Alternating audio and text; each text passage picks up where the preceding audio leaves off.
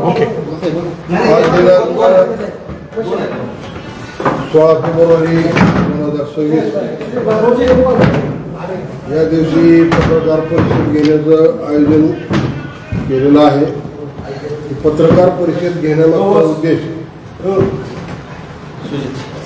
परवाच्या दिवशी आमचे सहकारी मित्र भारतीय जनता पार्टीचे जिल्हाध्यक्ष यांच्या नावानं पंधराना पाटील यांनी लिहिलेलं त्या ठिकाणी प्रेस नोट आली. त्यामध्ये ज्या पद्धतीनं बिनबुडाचे बदनामीकारक आरोप करण्यात आले त्याचा खुलासा करावा या दृष्टिकोनातून आपणाला सगळ्यांना निमंत्रित केलं. या बैठकीला आलेल्या सर्व पत्रकार बांधवांचं मी मनापासून स्वागत करतो, त्यांचं अभिनंदन करतो. यामधला मुख्य मुद्दा ज्या पद्धतीनं त्यांनी पहिला मुद्दा एक मांडला की उबाटाशी हातमिळवणी केली. माननीय सावंत साहेबांनी उबाटाशी हातमिळवणी केल्याचा पहिला त्यांनी आरोप केला. मला या ठिकाणी सांगावंसं वाटतंय की आम्ही कुठल्याही जागेवर उबाटाची तडजोड केली नाही, हातमिळवणी केली नाही, कधी कोणाची चर्चा केली नाही. उलट यांनीच नगरपालिकेच्या वेळेस उबाटासह सगळ्या पक्षाची युती करून शिवसेना आणि शिंदेसाहेब आणि तानाजी सावंत यांना टार्गेट करून निवडणूक लढवली. सर्व पक्ष मिळून त्याच्यामध्ये ह्यांना MIM सुद्धा पुरलेलं नाही. आणि ह्या लोकांनी जर आमच्यावर आरोप करत असतील की आम्ही उबाटाची युती केली तर हे कितपत योग्य वाटतं हे तुम्ही सुद्धा विचार करणं गरजेचं आहे. दुसरी महत्वाची गोष्ट त्याच्यानंतर त्यांनी सांगितलं की आम्ही साहेबांनी विश्वासघात केलाय. विश्वासघात कोणी केला? विश्वासघात करणाऱ्यांनी चोराच्या उलट्या बॉम्बा म्हणल्यासारखं विश्वासघात करणाऱ्यांनी जर विश्वासघात म्हणायचं हे कितपत योग्य आहे? उदाहरण जर द्यायचं म्हणलं, विधानसभेच्या निवडणुकीच्या वेळेस यांनी रसद कोणाला पुरवली? तत्कालीन महाविकास आघाडीचे उमेदवार राहुलभाई मोठे यांना रसद पुरवली. ते महायुतीच्या विरोधात नव्हतं का? ती गद्दारी नाही का महायुती सगळं? दुसरा एक मुद्दा ह्यांनी मांडला की लोकसभेला ओमराजेंना तिथं 1.5 लाख मतं मिळाली आणि आपल्याला कमी मिळाली आणि मग तुम्ही निवडून कसे आला किंवा आताची मताची टक्केवारी काय? तुम्हाला सगळ्याला माहीत आहे की लोकसभेच्या वेळेस जी विरोधी लाट होती त्या विरोधी लाटेमध्ये राणा जगजितसिंग पाटील आमदार साहेब तुळजापूरचे यांचा सुद्धा मतदारसंघ 55,000 मायनस होता. मग राणा पाटलांनी काम केलं नाही का असा प्रश्न उपस्थित होतो. कुठल्याही निवडणुकीचा पुढच्या निवडणुकीची संबंध जोडणं हे कितपत योग्य आहे? आणि हे करत असताना यांनी प्रेस नोट काढत असताना आमचे मित्र दत्ताभाऊंच्या नावानं काढली. पहिल्यांदा तुम्हाला सगळ्याला कळलं ती की ही प्रेस नोट आली त्यांच्या नावानं अगोदर, पुन्हा त्यांनी ते बाजूबाजू केली. मला म्हणायचं तुमच्यात हिंमत असेल तर तुम्ही स्वतःच्या नावानं प्रेस नोट काढा ना. जुन्या कार्यकर्त्याला ज्यांचे संबंध आमचे चांगले त्यांना पुढे कशाला काढता? आणि ज्या पद्धतीनं यांनी हा कारभार केला या जिल्हा परिषद असो नगरपालिका असो या निवडणुकीमध्ये हे सगळ्यांना माहित आहे. कळंबची विधानसभा ही शिवसेनेला का सोडली तर तिथं शिवसेनेचं प्राबल्य म्हणून. भारतीय जनता पार्टीतला कार्यकर्ता उमेदवार म्हणून दिला, ओके, काय अडचण नाही. पण आज जिल्हा परिषदेला सुद्धा नेताजी आबा पाटील जे 17 ते 22 आमच्या बरोबर जिल्हा परिषदेमध्ये होते त्यांना उमेदवारी द्यावी कोसममधून. उर्वरित 2 उमेदवार शिवसेनेच्या तिकिटावर भाजपचे उमेदवार ही कुठली पद्धत आहे? आमचे तिथं कार्यक्षम पदाधिकारी नव्हते का? आमचे विद्यमान जिल्हा परिषद सदस्य तिथं असणारे त्या ठिकाणी ZPच्या ताकदीनं काम करणारे कार्यकर्ते तिथे होते ना आमचे. मग जाणीवपूर्वक जर तुम्हाला जर पक्षमोडीत काढायचं असेल आणि पक्षमोडीत काढणार असाल तर शिवसैनिक कदापि खपून घेणार नाही. ह्या पद्धतीने मी यांना सूचना देतो. दुसरी महत्वाची गोष्ट त्यांनी सांगितलं की माननीय शिंदे साहेबांना भेटायला आमचे 8 उमेदवार गेले नाहीत निवडून आलेले. अहो ज्यावेळेस पक्ष बोलून त्यावेळेस आम्ही जाणारच आहे ना. तुम्ही सांगायची किंवा तुम्ही आम्हाला आमंत्रण द्यायची काय गरज आहे? ज्यावेळेस पक्ष बोलून त्यावेळेस आम्ही पोहोचणार आहे. दुसरी महत्वाची गोष्ट, आमच्या तिकिटावर निवडून आला तो आमचाच झाला, तुम्ही उचलून न्यायचं काय कारण आहे? कशामुळे नेला तुम्ही? आमचे 15. आजही आम्ही सांगतोय, सावंत साहेब निवडणूक झाल्यापासून निकालापासून एक शब्द कुठं बोलले नाही. पत्रकाराला त्यांनी एकच सांगितलं, आमच्या पक्षाचे मुख्य नेते माननीय एकनाथभाई शिंदे जे निर्णय घेतील ते आम्हाला मान्य आहे. मग असं म्हणल्यानंतर तुम्ही ह्या वावडं उठवायचं कारण काय? जाणीवपूर्वक तानाजीराव सावंत साहेबाला बदनाम करायचं आणि त्या बदनाम करून आपली पोळी कशी वाचते ही बघायचं. आमचा आजही भाजपच्या कॅन्डिडेटला विरोध नाही. 1990 पासून मी शिवसेनेचं काम करतोय, मी पदाधिकारी म्हणून काम करतोय. त्यावेळेसपासून भारतीय जनता पार्टीची आमची युती आहे. मग त्या निवडणुकामध्ये ज्यांनी आमच्या बरोबर काम केलं ते आजही लोक काम करतायत. मग मला एक सांगायचं तुम्हाला की आमच्या पक्षाची धोरणं ठरवणारे आमचेच पक्ष नेते असतील. आम्हाला आजही माननीय शिंदे साहेबांनी जर सांगितलं त्यांच्या घरातला उमेदवार द्यायचा आहे, आम्हाला काय अडचण नाही. जो पक्षनेता ठरवेल, आमचे एकनाथभाई शिंदे, श्रीकांत शिंदे असतील, जे आमचे प्रमुख नेते मंडळी आहेत ते ठरवतील ना त्या बाबतीत. आम्हालाही सल्ले द्यायचं काम ह्यांनी करू नये अशी माझी त्यांना विनंती आहे. तिसरी महत्वाची गोष्ट, यांनी काम करत असताना जिल्हा परिषद पंचायत समिती निवडणुकीमध्ये परांडा, भूम आणि वाशी या ठिकाणी आम्ही वेगळं लढलो म्हणजे एकटे लढलो. आमच्याबरोबर कुणीही नव्हतं, ती नव्हती आमच्याबरोबर कोणाची. त्याची कारणं काय आहेत? नगरपालिकेच्या निवडणुकीच्या वेळेस ह्यांनी 3 महिने अगोदर सर्वपक्षीय आघाडी केली. आम्हाला कुठेही युती करायची किंवा आघाडी करायची असा विषय घेतला नाही. मग असं असताना आम्ही कसं म्हणायचं आम्ही तुमच्याबरोबर युती करू का? तीच पुनरावृत्ती त्यांनी जिल्हा परिषद पंचायत समितीच्या निवडणुकीत करण्याचं योजलं होतं. पण परिस्थिती अशी की 9 वर्षांनी झालेल्या जिल्हा परिषद पंचायत समितीच्या निवडणुका, प्रत्येक कार्यकर्ता निवडणुकीला तयार प्रत्येक पक्षामधला, प्रत्येकाला वाटायचं ही जागा आपल्याला सुटली पाहिजे, त्यामुळे त्यांची युती झाली नाही. तर त्याचं ह्यांनी काय उठवलं की ह्यांनी एकत्र यांना लढू दिलं नाही. म्हणजे आरोप करताना किती चुकीचे करावे, आरोप करताना कसे करावे, एखाद्याला जाणीवपूर्वक बदनाम करायचं असेल तर ह्यांच्याकडून शिकावं. आज मला एकच सांगायचंय, वारंवार आम्ही तेच सांगतोय, आमची भारतीय जनता पार्टीची युती करायला आम्हाला काही अडचण नाही. आमचे पक्षनेते जे ठरवतील तो आम्हाला निर्णय मान्य असेल, त्याबद्दल आमचं दुमत नाही. आमचं वैयक्तिक मत, आमचं घराणेशाहीला विरोधात होता, आमचं वैयक्तिक मत, ते तर वैयक्तिक मताला आणि पक्ष याला काही ही राहत नाही. आमचं वैयक्तिक मत होतं की बाबा तुमच्या घरातलं तर अध्यक्ष कशासाठी? मग भारतीय जनता पार्टीतला कुणी अध्यक्ष करा नाही, एक महिला कुणी अध्यक्ष करा, मिळू दे सर्वसामान्यांना नाही. हीच सावंतसाहेबांची भूमिका होती. तरी सुद्धा पक्षप्रमुखांनी ठरवलं, आमच्या पक्ष नेत्यांनी नाही त्यांनाच करायचंय, आमची काय अडचण नाही. पण त्या अगोदर आमचे 15 सदस्य आमचे त्यांनी 2-3 पळवून नेलेत, त्यांचे आमच्या तिकिटावर निवडून आलेले, ते माननीय एकनाथभाई शिंदेकडे त्यांनी जमा करायला पाहिजे. आमचे उमेदवार नेता अधिकार काय? मला या ठिकाणी एवढंच सांगायचंय की ज्या पद्धतीनं सावंत साहेबाला बदनाम करण्याचा कार्यक्रम चालू केलाय ह्यांनी थांबवला पाहिजे. जाहीर मी ह्या गोष्टीचा निषेध करतो. आणि राणा पाटील साहेब जे आमदार आहेत तुळजापूरचे, जे भाजपचे नेते म्हणतात, त्यांना एक विनंती करतो, तुम्हाला जर प्रेस नोट काढायची असेल, पत्रकार परिषद घ्यायची असेल तर तुम्ही डायरेक्ट स्वतः घ्या आणि सावंत साहेबांवर बोला, तुमच्यात जर तेवढी हिंमत आणि धमक असेल तर. ह्या गोष्टीचा कार्यकर्त्याला पुढं करून त्यांना काही बळी करू नका अशी एक विनंती माझी आहे.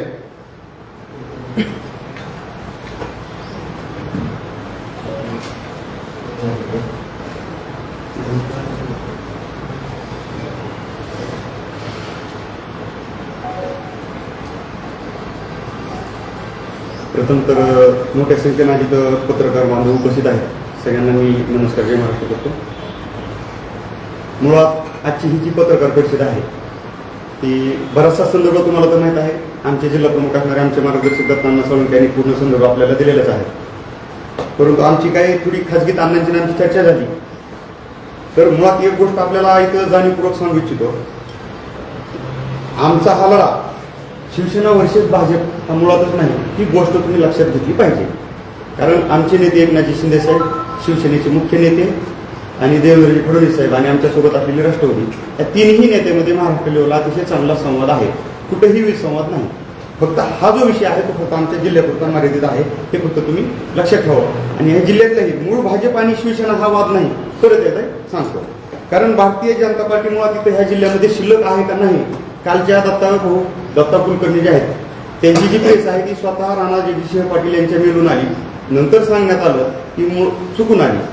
म्हणजे त्या गोष्टीतून असं दिसतं की तर भारतीय जनता पार्टी कुठल्याही पद्धतीची शिल्लक नाही.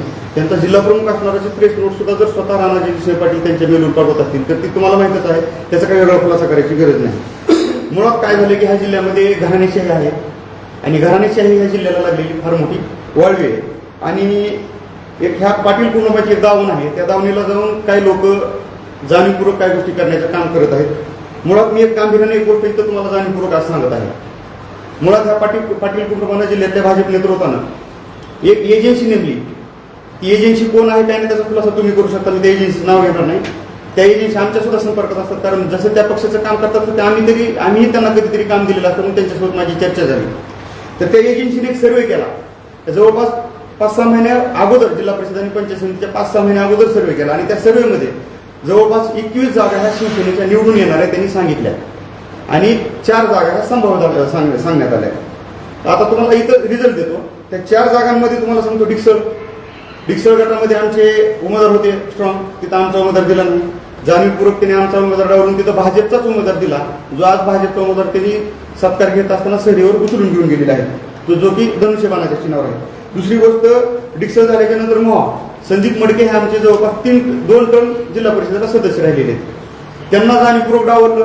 म्हणजे सर्वे केला. खामासडी गटात आमचे अमोल पाटील अतिशय चांगल्या पद्धतीने काम करत होते, त्यांच्याकडे सगळे उमेदवार होते. परंतु जिथं जिथं शिवसेना स्ट्रॉंग आहे त्यांच्या सर्वेमध्ये जिथं जिथं शिवसेना पुढे दिसते तिथं जाणीवपूर्वक खच्चीकरण करा, ते लोक पाडण्याचं काम करा किंवा तिथं त्यांना विचारच देऊ नका. अशा पद्धतीनं आमच्यातलेच काही जे त्यांनी पाठवलेले घुसखोर आहेत, जे मल्हार पाटलाचे खिशे जोड योजना जी मल्हार पाटलानं मागच्या वर्षी आणलेली आहे, म्हणजे मी खिसा टाकला की 5-50 आमदार बाहेर पडतात असं मल्हार पाटलाचं मागच्या 1 वर्षामध्ये स्टेटमेंट होतं. तर त्याच्या मल्हार खिशेजाड योजनेचे लाभार्थी असणारे लोक त्यांनी जाणीवपूर्वक इथं देण्याचं काम केलेलं आहे.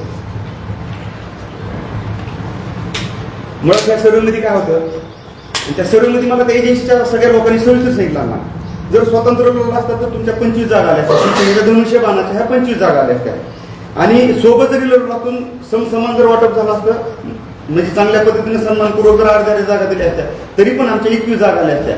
म्हणजे आज यांच्या 18 आल्या तर आज आमच्या 21 जागा आल्या असत्या आणि सत्ता एक हाती शिवसेनेची इथं धनुष्यबाणाची लागली असती, कारण हा धनुष्यबाणाचा शिवसेनेचा बालेकिल्ला आहे. ती तुम्हाला काही वेगळं दाखवायची गरज नाही. या जिल्ह्यात आमचा एकमेव लोकप्रतिनिधी कोण आहे त्या जिल्ह्यामध्ये तुम्ही विचार करा, पत्रकार तुम्ही सगळी त्या समाज बांधवांना सगळ्यांना माहिती आहे. या जिल्ह्यामध्ये आमची एकमेव प्रतिनिधी म्हणजे तानाजी सावंत आहे.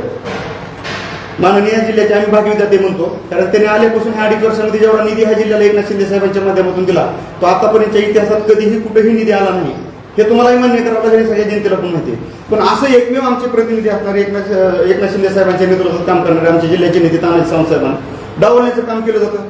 जाणीवपूर्वक त्यांच्या विरोधात वावड्या उठवायच्या आणि त्यांचाच पुतण्या त्यांच्या विरोधात पुरस्कृत म्हणून उभा करायचा. मग ही गद्दारी दत्ता कुलकर्णी यांना दिसली नाही का? ही म्हणजे शिवसेनेचे पक्षाचे नेते असणारे त्यांच्या घरात त्यांचाच पुतण्या तुम्ही हा पक्ष असणारा पुरस्कृत म्हणून उभा करता, ही गद्दारी दत्ता कुलकर्णी यांना दिसत नाही का? हा आमचा प्रश्न दत्ता कुलकर्णी नाही.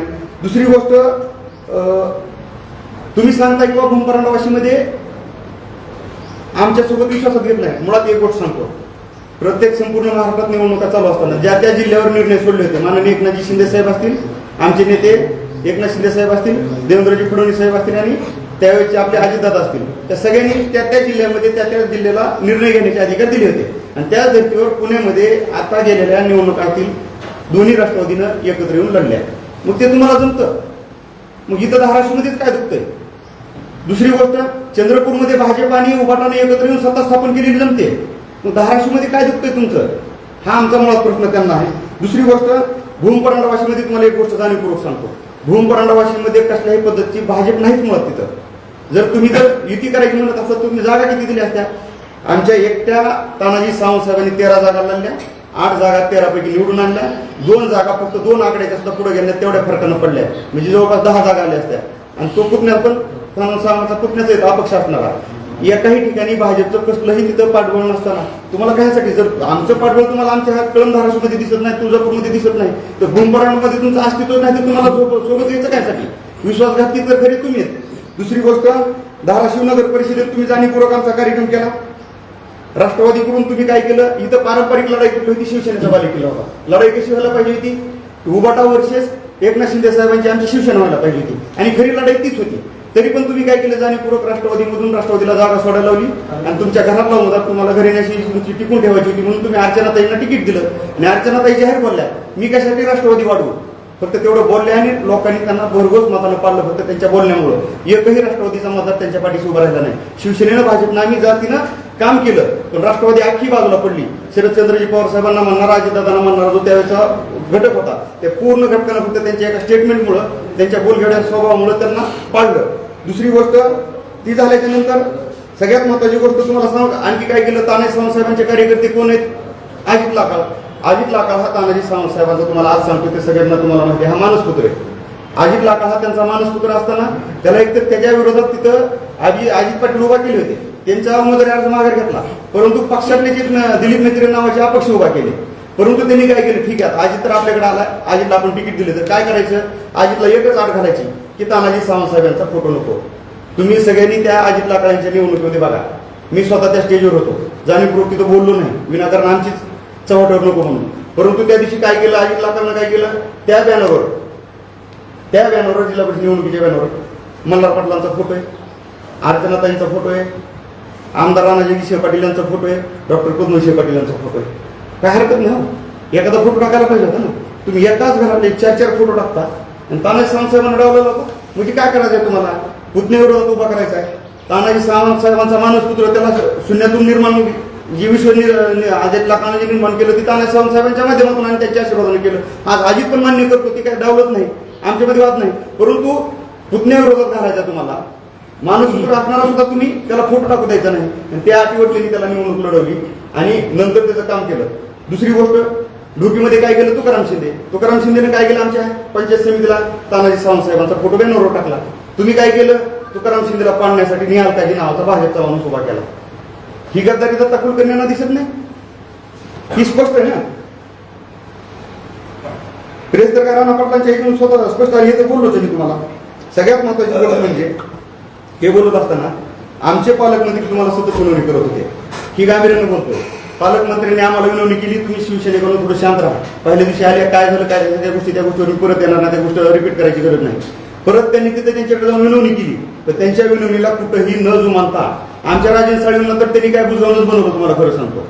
आणि राजन साळवी सुद्धा शिवसैनिकासारखं लढले नाहीत, हे आमचं दुःख नाही. खरं तर शिवसैनिकाला लढणारा शिवसैनिक हा संपर्क प्रमुख, हा खरा शिवसैनिक आम्हाला हवा आहे. तो राजन साळवीच्या माध्यमातून लढताना पुढे दिसला नाही, हे आमचं पण अंतर्गत दुःख नाही. हे पण आम्ही पक्ष नेतृत्वाला बोलून दाखवलेले. पालकमंत्र्यांना यांना जुमानायचं नाही, वेळोवेळी तोंड घशीत पाडायचं, तोंडावर पाडायचं. दुसरी गोष्ट, दत्ताभाऊ तुमच्या कडून आम्हाला मुळात अपेक्षा नाही, कारण दत्ता कुलकर्णी असतील, नितीन काळे असतील, एक स्वतंत्र विचारधारेची, स्वतःची विचारधारा असणारी आणि पक्षाची विचारधारा मांडणारी लोक आहेत.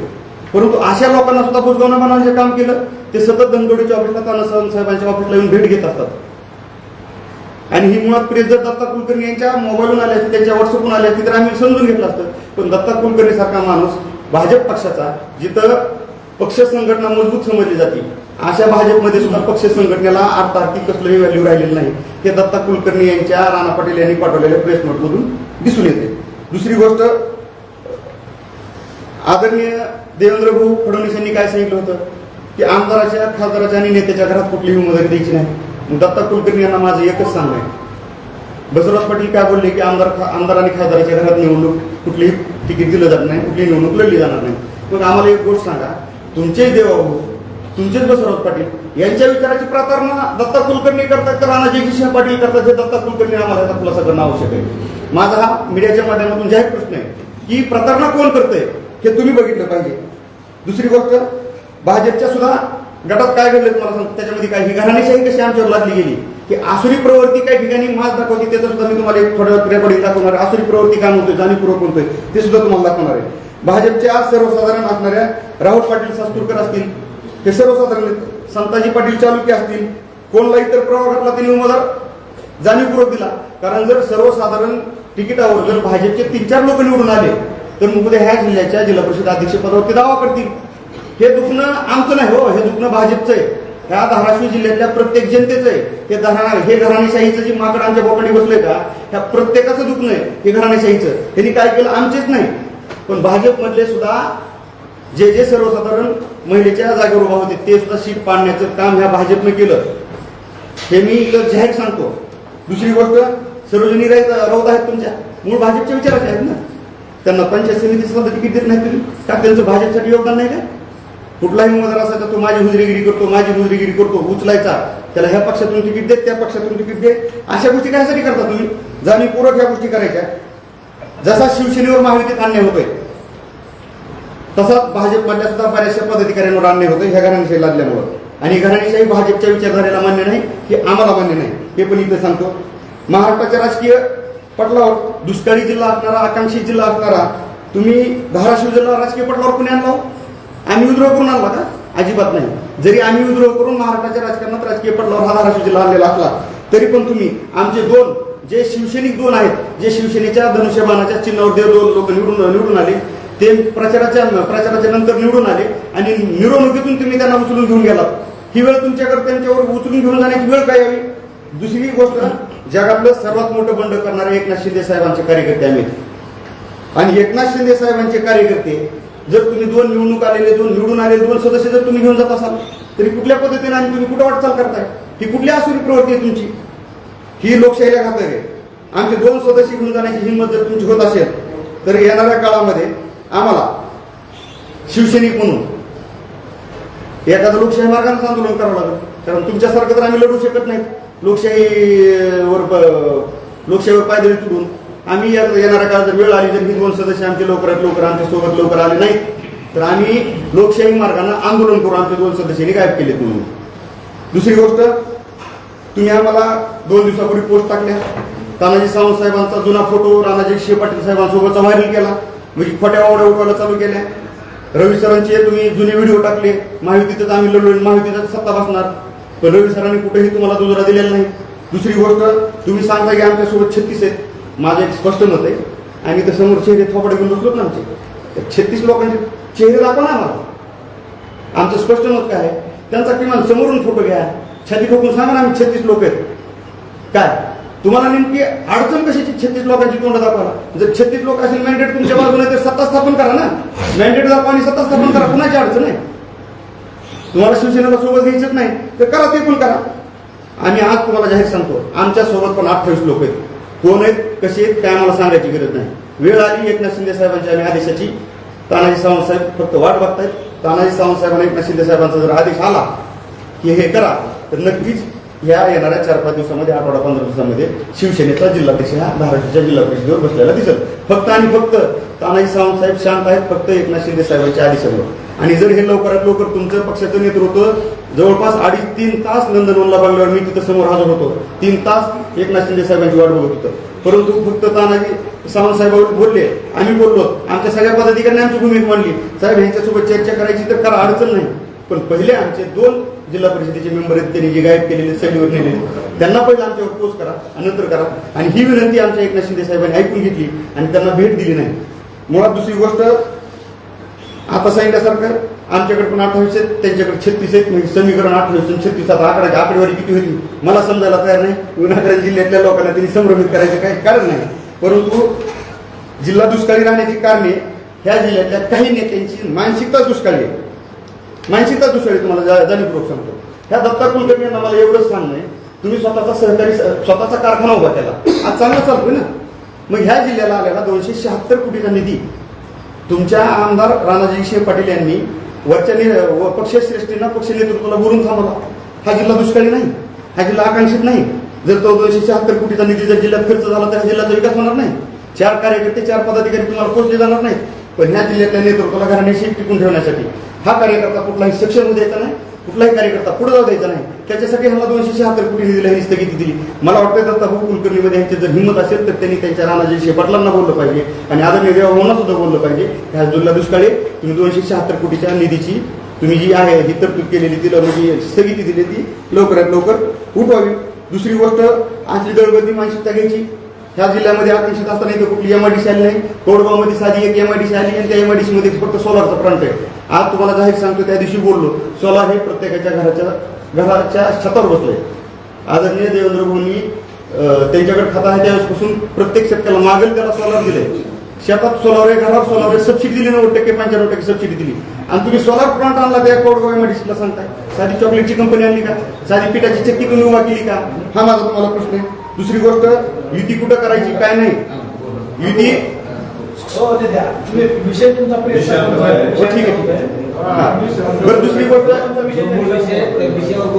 आमचं तेच म्हणणं आहे की बाबा युती कुठं करायची हा आणि कुठं नाही हा त्या जिल्ह्याच्या नेतृत्वावर सोडलेला विषय होता. पण त्याच्यानंतर तानाजी सावंत साहेबांनी जर युती केली नसती, ते सेपरेट लढले, ते जाहीर लढले, लपून शकून लढलेले नाही. ही गोष्ट सांगत असताना मला एकच गोष्ट आपल्याला सांगायची आहे की सावंत साहेबांना आणि शिवसेनेला डिवचण्याचं काम करू नका. आतापर्यंत तुम्ही आमच्यावर खूप अन्याय केलेला आहे. प्रत्येक वेळी आम्ही ठेचा खाल्लेला आहे. नगरपालिकेमध्ये तुम्ही धाराशिवच्या नगर परिषदेमध्ये काय केलंय त्याचा इतिहास असताना आम्ही तुमच्यासोबत घरोबा कायसाठी करायचा? जाणीवपूर्वक तुम्ही आम्हाला बाहेरची वाट दाखवताय, निवडणुकीच्या अगोदर तिकीट वाटपात दाखवताय, निवडून आल्याच्या नंतर सुद्धा सत्ता स्थापन करताना आमच्याशिवाय तुमची सत्ता स्थापन करण्याचे लक्ष नाही. ही जर माझी सत्ता तुमची असेल तर येणाऱ्या काळामध्ये शिवसैनिक तुम्हाला सोडणार नाही. एवढंच मला ह्या पत्रकार परिषदेच्या माध्यमातून सांगायचं. लाभार्थी नेमकं कोण आहे? भरपूर आहेत लाभार्थी. कोण नाव सांगा ना. कळम धाराशिवच्या विधानसभेला हा त्यांचाच कार्यकर्ता विधानसभेला देण्यात आला, त्यांचाच लाभला. आता विधानसभेचा सदस्य कोणाचं तुम्हाला त्याचं काय नाव घ्यायची गरज आहे? उमेदवार भाजपबरोबरचे सदस्य गेले तुमचे, भाजपबरोबरचे सहलीला सदस्य गेले शिवसेनेचे. आमचा एकही सदस्य त्यांच्यासोबत गेलेला नाही. दोन सदस्य जे भाजपचे मूळ होते, आम्ही हेच सांगत होतो, मूळ भाजपचे लोक त्यांनी धनुष्यबाणाच्या चिन्हावर उभा केले जेणेकरून उद्या सत्ता स्थापन करण्यासाठी आपल्याला सभा होते. त्यांच्यावर कारवाई करणार ना शिवसेना. आम्ही सांगितलं ना, पक्ष नेतृत्वानं आम्ही एकनाथ शिंदे साहेबांना सांगितले, तानाजी सावंत साहेबांना सांगितले, साहेब आपले 2 मेंबर गायब आहेत, ते घेऊन गेलेले. पहिले त्यांना आपल्याकडे सोडायला सांगा आणि नंतर त्यांच्यासोबत युतीची माहितीची काय चर्चा करायची ती नंतर सत्ता समीकरणाची चर्चा होईल.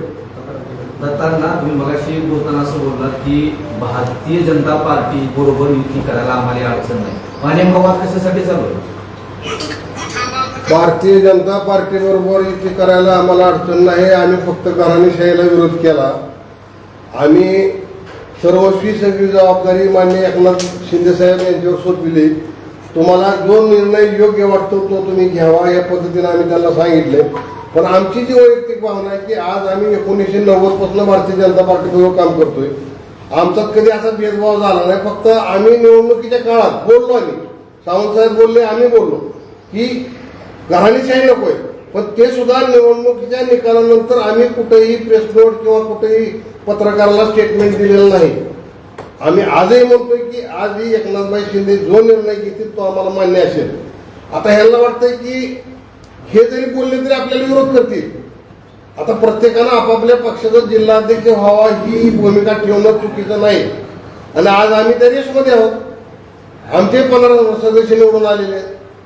आणि मग जर तुम्ही यांना जी करायचं होतं की स्वतःचे उमेदवार धनुष्यबाणावर निवडून द्यायचे, आमचे सक्षम उमेदवार त्या ठिकाणी असताना सुद्धा त्यांना डावलून तुमच्याची माणसं दिली, मग देताना जरा अडबाजू तर द्यावा, नेताजी पाटलासारखी माणसं द्यावं, अशी माणसं दिली. मुद्दा असा आहे की तुम्ही घराणेशाहीला विरोध म्हणताय, पुन्हा म्हणता सत्तेत पाठिंबा देऊ. अर्चना पाटील यांचं नाव जर आलं तर त्यांना तुम्ही पाठिंबा देणार? नाही, पक्षाला सांगितलं तर द्यावंच लागेल ना. पक्षाच्या निर्णयाच्या पुढे आम्ही नाही. पक्ष निर्णय जो घेईल तो आम्हाला मान्य असेल. आमची वैयक्तिक भूमिका आम्ही मांडली की आमचा घराणेशाहीला विरोध आहे. पण पक्ष निर्णय, युती, महायुती, सगळ्या गोष्टी टिकविण्यासाठी, सगळ्या गोष्टी करण्यासाठी जे पक्षाला योग्य निर्णय घ्यावे लागतील ते घेतले तरी आमची काय अडचण नाही. कोण असेल अध्यक्षपदासोबत? शिवसेनेकडून आमच्याकडे 4 महिला आहेत, 5 महिला आहेत सक्षम. रविसरची मंडळी आहे, अजून 2-3 महिला आहेत सक्षम. आमच्या राहुल डोकीची आहे. आमच्याकडे महिला 50% निवडून आलेच नाही येतात. तुमची घराणेशाही, तुमची घराणेशाहीचेच उमेदवार आहेत की कुठं ते रविसरचे काय आम्ही असं म्हणत नाही. आम्ही एक नाव सांगितलं का? आम्ही काय म्हणलो तुम्हाला? आमच्याकडे 4-5 महिला आहेत. आणखी एक गोष्ट बोलायची राहून गेली मागायची माझी. ज्यावेळेस माझं निलंबन झालं, ज्या गोष्टी घडल्या, जेव्हा विद्रोह केला, ते बंड नव्हतं. मुळात ते बंड नव्हतं, तो पक्षांतर्गत विद्रोह होता आणि तो आम्ही समोर मानला. ज्या दिवशी निलंबन झालं त्यावेळेस मला भाजपच्या लोकांकडून माझं निलंबन झाल्याच्या नंतर त्या दिवसभरामध्ये आसुरी आनंद व्यक्त करण्यात आलाय. आज माझ्याकडे काही कॉल रेकॉर्डिंग आहे. अक्षरशः वाल्मिक कराडच्या भूमिकेत राहून मला जीव मारण्याच्या, कमराच्या खाली गायब करण्याच्या भाषा काही लोकांनी करण्यात आल्या. ही तुम्हाला इथे जाणीवपूर्वक सांगते. फक्त आज वेळ नाही, मी पूर्ण कोर्टाकडे काही ती वेळ आली दाखवून दिली, परंतु खरी गद्दारी जी सांगितली, खरी गद्दारी कोण करतोय ते आम्ही दत्ताभाऊ कुलकर्णी यांनी जर देवेंद्र फडणवीस आणि एकनाथजी शिंदे साहेबांची भेट घेऊन नाही सांगितलं तर आम्ही आज पूर्ण पक्षाची टीम, पूर्ण पदाधिकारी मिळून आम्ही आदरणीय देवेंद्र फडणवीस यांची भेट घेणार आहोत, आमचे नेते एकनाथजी शिंदे साहेब यांची भेट घेणार आहोत, तसेच सुनेत्राताईंची सुद्धा भेट घेणार आहोत.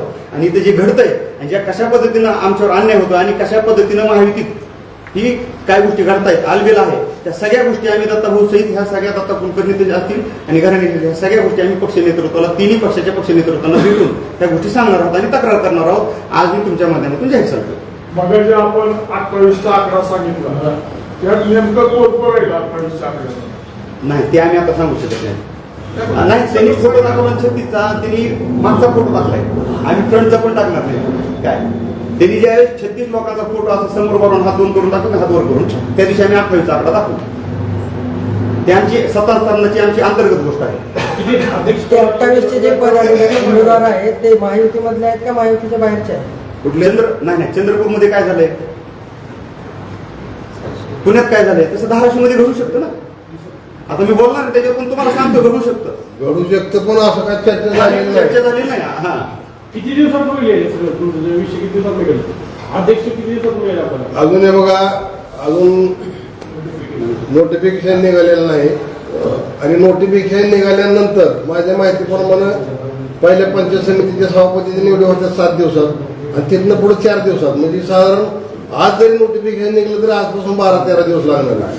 त्यामुळे आज हे लांबचा विषय आहे. फक्त आपल्याला इतकी अर्जंट प्रेस नोट काय घ्यावी लागली तर विनाकारण सावंत साहेबाला बदनाम करण्याची हेतून जो काही त्यांनी प्रेस नोट काढली त्याच्यामुळे घ्यावी लागली. ह्या प्रेस नोटीस शेवटचा एक मुद्दा बोलायचा राहून गेला. त्यांनी सांगितलं की महावीर युतीतल्या कार्यकर्त्याच्या भावना दुखवल्या गेल्यात म्हणून सांगितलं. हे आम्ही जे काय केलं त्याच्यामुळे ह्यांची भावना दुखवल्या. मग ह्यांनी जे एवढं कांड केलंय नगरपालिकेपासून, ह्याचं शिवसैनिकाला किंवा जुन्या भाजपला काहीच वाटलं नाही असं वाटतंय का? एका माणसाची भावना दुखवली असेल, मान्य करतो आम्ही, कारण त्यांना त्यांचा हट्ट पूर्ण करण्यासाठी अडथळा येत असेल त्याच्यामुळं.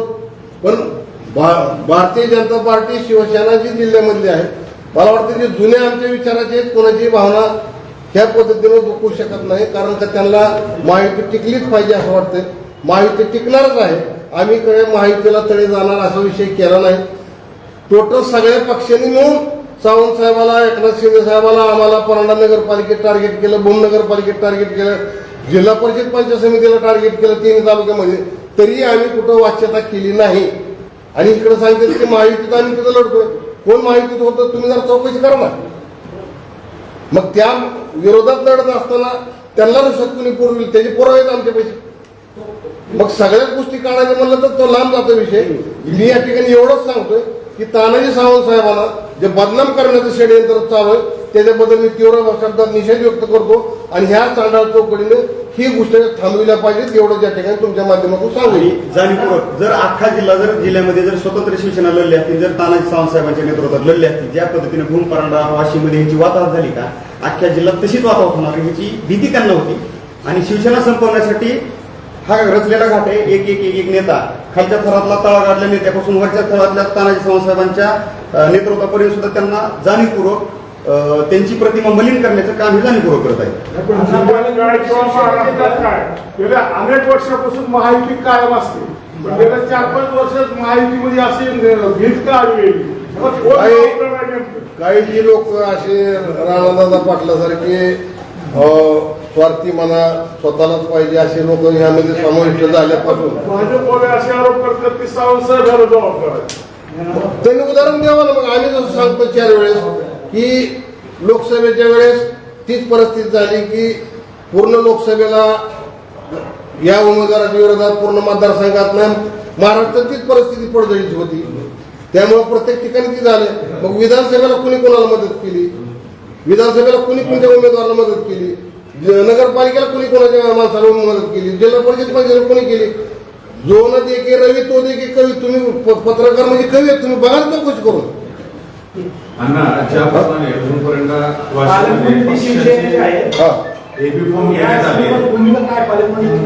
अरे या बाबतीत आमची भूमिका काय विषय नाही, कारण आमच्या ज्या काय अडचणी आहेत आम्ही एकनाथभाई शिंदे, पालकमंत्री प्रताप सरनाईक यांच्यासमोर मांडतो, ते आमचे सोडू द्यात. त्याच्यामध्ये आणि ह्या प्रेस नोटमध्ये काही विषय समाधान नाही असं मला वाटतं. तो आमचा घरगुती मॅटर आहे, तो आम्ही त्याच पद्धतीने बघू. आमचा चांगला संवाद आहे. भूमपर्यटनावाशीमध्ये ज्याप्रमाणे पक्षाचे युनिफॉर्म घेण्यात आले त्याच पद्धतीनं धाराशिव किंवा कळमध्ये घेता आले असते, परंतु काही बाबतीमध्ये दुर्लक्ष करण्यात आलं असंही शिवसैनिकांचा जोर आहे. तर त्या बाबतीत पालकमंत्र्यांना शिवसैनिक बोलले त्यावेळेस त्यांनी त्यांची खदखद व्यक्त केली, त्यावेळेस त्यांचं समाधान झालं असेल. त्याच्यानंतर काय माझी चर्चा कार्यकर्त्याची नाही आणि पालकमंत्री महोदयाची नाही. पण तिथं आणखी एक गोष्ट घडली. तुम्हाला शिवसेनेसोबत भूमपरांडावाशीमध्ये युती झाली नाही दिसते. राष्ट्रवादी तरी कुठं तुमच्यासोबत होती. मग ती युती तुम्हाला तिथं विश्वासघात केलेला दिसत नाही. म्हणजे फक्त जाणीवपूर्वक फक्त स्वतःच्याच गोष्टी बोलायच्या आणि स्वतःच्या सोडून द्यायच्या. नवीन जिल्हा प्रमुख आपल्या सोबत आहेत प्रेसला. नवीन झालेले जिल्हा प्रमुख कळम धाराशिवचे जिल्हा प्रमुख नवीन झाले तर त्यांचे काय आपल्या प्रेसला नाही. त्यांना फोन करून विचार. नाही बघा, इथं महिला आघाडीच्या जिल्हा प्रमुख आहेत, अल्पसंख्याक सेलचे आहेत, मी जिल्हा प्रमुख आहे, हे आमचे विद्यार्थी सेनेचे कोणाही आमचे मेघराज पाटील आहेत. आणि हे सगळे जे तुम्ही म्हणता की इथले का नाही, तुम्हाला परांड्याला बोलणं मला शक्य नव्हतं म्हणून मी इकडं आलोय. प्रेस घ्यायचं कारण म्हणजे हे दुखणं आमचं, कारण आमच्यावर ब्लेम व्हायला लागले. कारण जिल्ह्यामध्ये 3 जिल्हा प्रमुख आहेत, भूमपरांडा, वाशी, धाराशिव, कळम आणि तुळजापूर, उमरगा, लोहारा 3 जिल्हा प्रमुख आहेत. आमच्या नेत्यावर, आमच्या प्रमुख उपनेते असणारे यांच्यावर जर अशा पद्धतीने ब्लेम करायला लागले तर त्याच्यामुळे मला इथं प्रेस नोट घेऊन सगळे पत्रकार परांड्याला बोलवून तुमच्या सगळ्याची बेजारी करण्यापेक्षा मीच येऊन तुमच्याशी चर्चा करावी असं यासाठी इथं पत्रकार परिषद घेतली. आता तुम्ही संपर्क प्रमुखाबद्दल नाराजी व्यक्त केली, त्याची तक्रार तुम्ही पक्ष प्रमुखांकडे केली का? केली. त्या आठवड्यावर आम्ही मुंबईलाच होतो. इथंही इत्यंभूत माहिती घडली, कारण पक्ष नेतृत्वानेच मला बोलून घेतलं. निलंबन झालं ना, अगदी 15 मिनिटात ते माघार घेण्यात आलं. खरं तर माझ्या कामाची पोचपावती होती. पक्ष नेतृत्व आमचं हलक्या कानाचं नाही, कच्च्या कानाचं नाही. काही गोष्टीमध्ये गैरसमज करून काही लोकांनी काही गोष्टी केल्या होत्या जाणीवपूर्वक, पण त्या भाजपच्याच लोकांनी आमच्यातल्या घुसखोरांना पुढे करून केल्या होत्या. पण आता चांगला संवाद आहे, त्यांनी वेळोवेळी आम्हाला बोलून घेतात. आज परत आम्ही मुंबईला जाणार आहे. आठवड्यावर मुंबईला होतो. आमचे बरेचसे पदाधिकारी घेऊन आम्ही मुंबईला जातोय. तुमच्याबरोबर घुसखोर कोण आहे नेमकं? आहेत ना, बरेचसे पाठवलेले. ते जे 2 मेंबर घेऊन गेले ते घुसखोरच आहेत. ज्या अर्थी त्यांना ते तिकडे घेऊन गेले म्हणजे ते घुसखोरच होते ना. फक्त बाणाच्या चिन्हावर त्यांचं एकच होतं की एकनाथ शिंदे साहेबांच्या नावानं मतं मागता यावी म्हणून फक्त बाण कुठंतरी द्या, जेणेकरून एकनाथ शिंदे साहेबांचा चाहता वर्ग जो आपल्या पाठीशी उभा राहील. शिवसेना तर संपूर्ण अख्या महाराष्ट्रात निवडणुका त्यांच्या चेहऱ्यासमोर ठेवूनच लढल्या गेल्या. अण्णा, आता तुम्ही सांगितलं 3 जिल्हा प्रमुख आहे, मग 3 पैकी वीजचा अधिकार नेमका कुणाला आहे, कसा आहे? आता हे बघा, तुम्हाला एक माहिती सांगतो. जिल्हा प्रमुखाला व्हीप द्यायचा अधिकार नाही, घटनेनं नाही, कायद्यानं नाही. ह्या 15 लोकांची बैठक व्हावी लागते. ह्या बैठकीत नेता निवडावा लागतो आणि त्या नेत्याला व्हीप द्यायचा अधिकार असतो. ही महत्वाचा विषय. जिल्हा प्रमुखाला व्हीप द्यायचा अधिकार नाही. त्यामुळे कुठला जर जिल्हा प्रमुख म्हणत असेल की माझ्या व्हीपनं मी फलानं करेल, अजिबात नाही. मी शिवसेनेचा गटनेता म्हणून 10 वर्ष जिल्हा परिषदमध्ये काम केलेलं आहे. अजित किंवा जिल्हा प्रमुख कशासाठी निवडला असेल काय वाटतं? आता ते पक्षाचे धोरण, पक्ष वाढवायचे धोरण असेल मला काय कल्पना. काही दिवसात सगळ्या गोष्टी स्पष्ट होतील. त्या